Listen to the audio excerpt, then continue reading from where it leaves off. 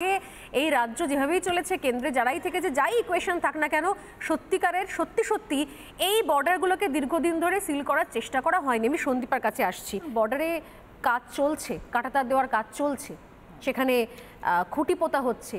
সেই সময়ের যে অশান্তির আবহ দেখতে পাচ্ছি আমরা, যেখানে এটাও স্পষ্ট হয়ে গেছে ইউনূসের এটা একটা প্ল্যান চলছে। প্রতিবেশী রাষ্ট্রের এই মুহূর্তে অন্তর্বর্তীকালীন সরকার তারা চাইছে যেভাবে একটা যুদ্ধ লাগিয়ে নিজেদের কার্যসিদ্ধি করে নেওয়া। সেই সময় তো কি উচিত নয় বলে মনে হচ্ছে কেন্দ্র রাজ্য একসঙ্গে থেকে বর্ডারগুলো, স্পেশালি পশ্চিমবঙ্গের কথাই আগে বলি, সেই বর্ডারে অন্তত সেইটুকু স্বাধীনতা দেওয়া বিএসএফকে, যাতে তারা নিজস্ব জায়গাতে আমাদের দেশের জমিতে ঠিকঠাকভাবে কাঁটাতার দিয়ে সেই তার সুরক্ষাকে মজবুত করতে পারে? আমি একটা এক্সপিরিয়েন্স বলতে চাই যে আমার জীবনের অনেকটা সময় উত্তর পূর্বাঞ্চলে কেটেছে এবং যে রাজ্যগুলোতে কেটেছে সেগুলো একদম ডাইরেক্টলি বাংলাদেশের সাথে যুক্ত এবং ওইগুলো পোরাস বর্ডার। পশ্চিমবাংলাতেও যতগুলো বর্ডার আছে বাংলাদেশের সাথে, প্রত্যেকটা বর্ডার কিন্তু পোরাস বর্ডার। এবং একটা সময় দেখেছি সেখানে যখন বিএনপির সরকার ছিল, তখন দেখেছি বিএনপির তৎকালীন হোম মিনিস্টার যিনি ছিলেন লুৎফুজ্জামান বাবার, উনি সেই প্রত্যেকটা বর্ডারকে উনি জঙ্গিদের আস্তানায় পরিণত করেছিলেন এবং রাত বিরেতে সেখানে কিভাবে বর্ডার ক্রস করে, নদী ক্রস করে কিভাবে জঙ্গিরা ঢুকতো বিভিন্ন উত্তর পূর্বাঞ্চলের বিভিন্ন রাজ্যগুলোতে, এবং রাতের বেলা সবাই উৎকণ্ঠায় বসে থাকতো, চিৎকার আসতো যে উগ্রপন্থী ঢুকছে। আমি কেন এই কথাটা বললাম, যে তখনও কিন্তু কাঁটাতার ছিল এবং কাঁটাতারে তখন কেন হয়নি? কংগ্রেসের আমল, ইউপিএ আমল, তারপরে অটল বিহারীজি এসছেন, আবার ইউপিএ 2 হয়েছে, তখন একটা লেগেসি মেনটেন করা হয়। যখন রেড ক্লিফ লাইনটা টানা হয় তখন কিন্তু শুধুমাত্র একটা পিলার পুঁতে দেওয়া হয়েছিল। তারপর ধীরে ধীরে কিন্তু বর্ডারের কাঁটাতারের যে ব্যবস্থাটা সেটাকে এক্সটেন্ড করা হয়। এবং আমি এটা হলফ করে আজকের দিনে বলতে পারি যে মোদী সরকার আসার আগেও উত্তর পূর্বাঞ্চলের বিভিন্ন রাজ্যের এবং পশ্চিম বাংলারও বিভিন্ন জায়গায় ডাবল বর্ডার দেওয়া হয়েছিল। ডাবল বর্ডার, ওইদিকে একটা এইদিকে একটা, মাঝখানটা ফাঁকা। হ্যাঁ, তারপর ধীরে ধীরে ইলেকট্রিফাইং করা হয়েছে, অনেক কিছু করা হয়েছে এবং ভবিষ্যতে যে বিজেপির পরে এরকম তো না যে গোটা ভারতবর্ষের যতগুলো বছর আছে, যতগুলো বছর সূর্য থাকবে, চাঁদ থাকবে, পৃথিবীও থাকবে, ভারতবর্ষও থাকবে, ততগুলো বছর বিজেপিই থাকবে, নরেন্দ্র মোদীরাই থাকবেন, কংগ্রেস আর কখনো আসবে না, বা অন্য কোনো দল যদি থাকে আসবে না, তারাও সেম লিগেসি মেনটেন করবে। এখানে কিন্তু দলের কথা হচ্ছে না, এখানে উঠছে সরকারের কথা। এবং যে কথাটা বারবার দেবাশিস বাবুরা বলছেন, যে কথাটা জিষ্ণুবাবু বলেছেন, যে কথাটা রক্তিমবাবু বলেছেন, যে গভর্নেন্স নিয়ে আমরা এখানে কথা বলতে এসেছি না তো কি অমুক দল কি করেছে, অমুক নেতা কি করেছে, তমুক নেতা কি করেছে। কোনো নেতা যদি কিছু বলে থাকে সেটা সেই নেতার বক্তব্য না, তাহলে সেটা হবে সেই গভর্নেন্সের আন্ডারে কি স্টেপ নেওয়া হয়েছে যে যখন সেই সরকারের ছিল।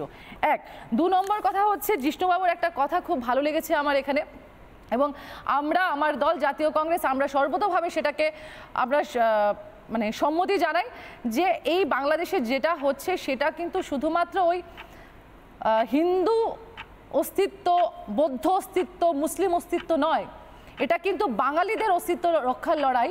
কেননা পৃথিবীর এই একটা মাত্র দেশ বাংলাদেশ যারা নিজের মাতৃভাষার জন্য আন্দোলন করেছে, স্বাধীনতা সংগ্রাম লড়েছে, নিজের দেশ গঠন করেছে।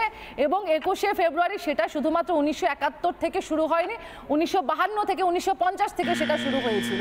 যে কারণে 21শে ফেব্রুয়ারিটাকে আমরা আন্তর্জাতিক মাতৃভাষা দিবস, এটা কিন্তু ভারত করেনি, এটা এই পারের বাঙালিরা আমরা করিনি, এটা কিন্তু করেছিল হাসিনা সরকার।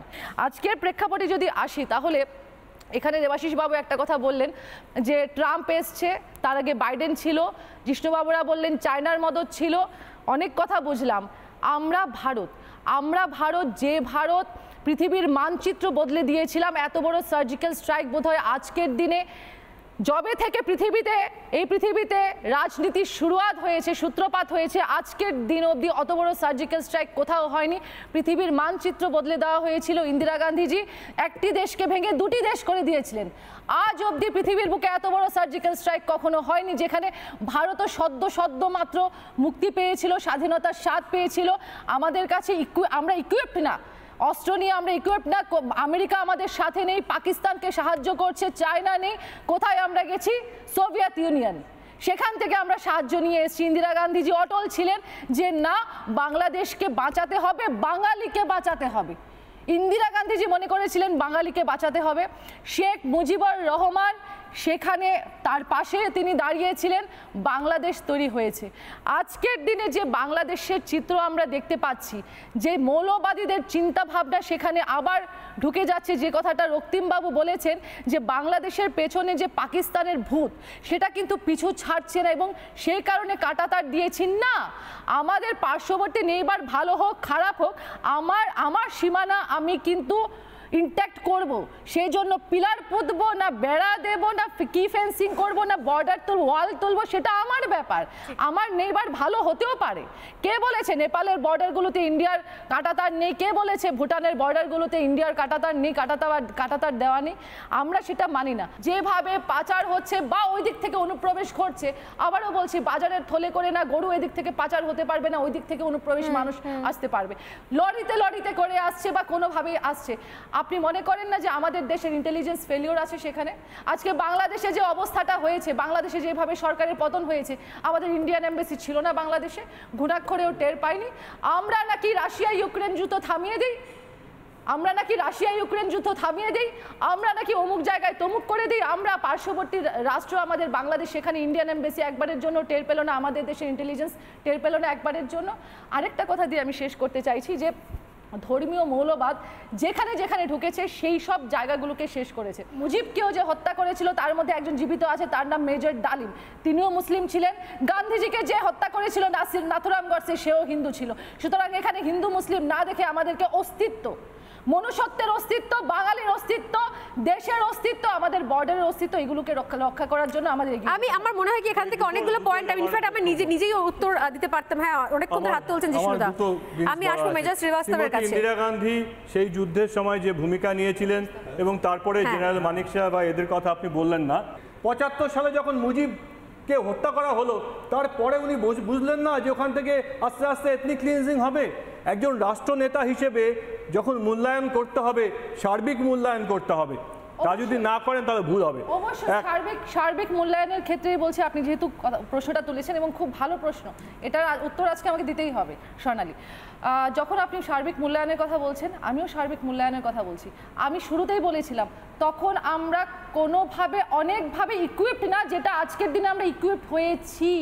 এবং তখন আমাদের কাছে ছিল না, তখন আমাদের কাছে এক্সটার্নাল ইন্টেলিজেন্সের সেরকম কোনো ব্যবস্থা অত উন্নত মানের ছিল না। যদি থাকতো তাহলে ইন্দিরা গান্ধী যে নিজের খুনটাকেও আটকাতে পারতেন। না, আমি আপনাকে বলি ছিল না, এটা একদম ভুল কথা। বাংলাদেশের মুক্তিযুদ্ধে রয়ের ভূমিকা বিশাল। আমাদের যে সৈন্যগুলোকে কেন ফিরিয়ে আনা হলো? গোটা দেশ যখন সম্পূর্ণভাবে শান্তিপূর্ণ হয়নি, তার আগেই ইন্দিরা গান্ধী ইন্ডিয়ান সেনাকে ফিরিয়ে নিয়ে এলেন বঙ্গবন্ধুর প্রেসারে। ২ নম্বর বিষয় হচ্ছে যে ইন্দিরা গান্ধী সময় নিলেন না কেন? কারণ বঙ্গবন্ধু এই ঘটনা ঘটার পরে প্রেসারে চলে এলেন এবং তখন এখানে কনস্পিরেসিটা শুরু হয়ে গেছে অলরেডি। সে খবরটা বঙ্গবন্ধুকে ইন্ডিয়ান গোয়েন্দা সংস্থা দিয়েছিল, কিন্তু বঙ্গবন্ধু সেটা মানতে চাননি। কিন্তু তারপর দাঁড়ান, শেষ করছি।